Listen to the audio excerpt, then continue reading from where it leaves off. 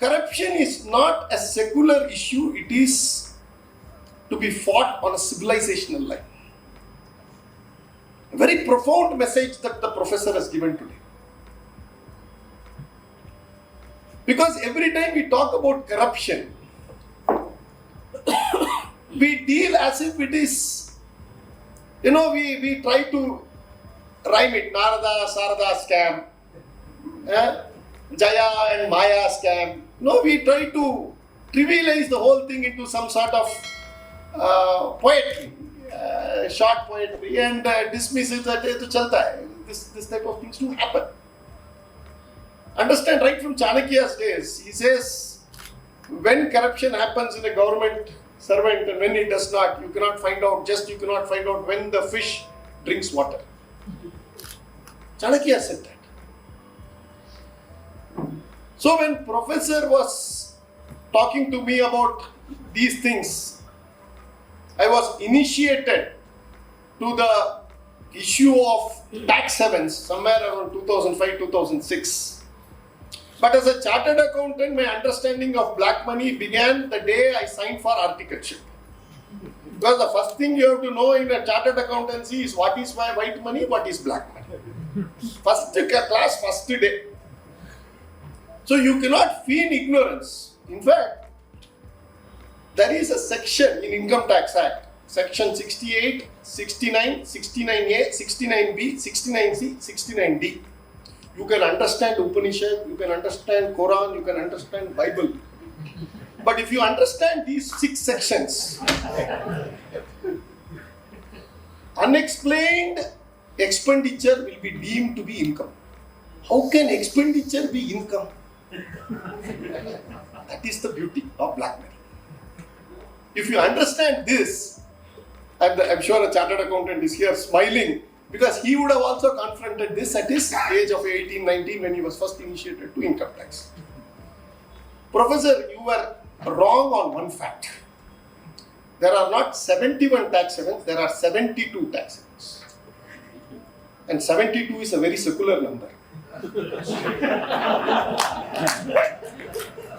So 72 tax havens as per our last count. There are various ranges also. There is also some caste hierarchy there. Some are very good tax havens, some are tax havens light, some are low category of tax havens. Some have got very good relationship. You go to every house, there will be one room where you have put every damn thing as a dump yard. Every cupboard will have one dump yard. Every country in the European Union has got one dump yard. They have created it basically to launder money. Ill-gotten wealth from outside was okay to be looted and plundered till say 19th or the 20th century, early part of 20th century.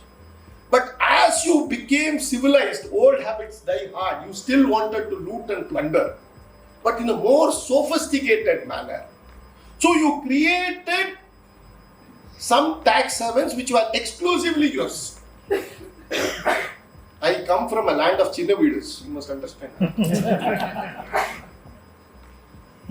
And every politician in my state has some stature only if he has a Chinnavidu. Likewise, every country has come of age, economically to speak, only if it has got an associated tax. Isle of Man will be there with somebody, French fellow will have somebody. But there is one king of all tax havens. If I ask you which is the king of all tax havens, most of you will say Dubai or Switzerland. Some of you will take some exotic place like Cook Island, not Crook Island, Cook Island. But the king of all tax havens is London. In London, that is why Malaya is sitting there. The safest place to loot and go and sit down, and you can, even Parikshit Maharaja could not have thought about something more safer, is London. And within London, there is a place of 1.22 square mile called the City of London.